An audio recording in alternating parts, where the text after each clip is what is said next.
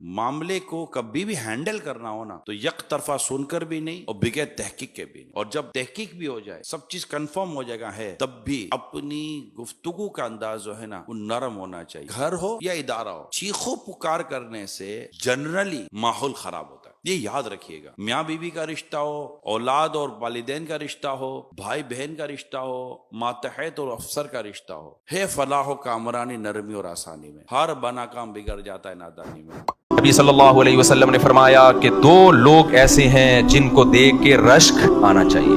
ان کو اللہ نے اتنی بڑی نعمت دی ہے نا کہ آپ اگر یہ سوچو کہ کاش میں ایسا ہوتا تو یہ سوچنا بنتا ہے. ایک وہ جس کو اللہ نے دین کا علم دیا اور وہ اس علم کو لوگوں میں پھیلا رہا ہو، لوگوں کی ہدایت کا ذریعہ بن رہا ہو، تو یہ اپنے لیے بہت بڑا صدقہ جاریہ جمع کر رہا ہے. جو نیکی کی بنیاد رکھے گا جب تک نیکی ہوتی رہے گی اس کو اس کا ثواب ملتا رہے گا. تو نبی نے فرمایا یہ شخص قابل رشک ہے، اس لیے اپنے بچوں کو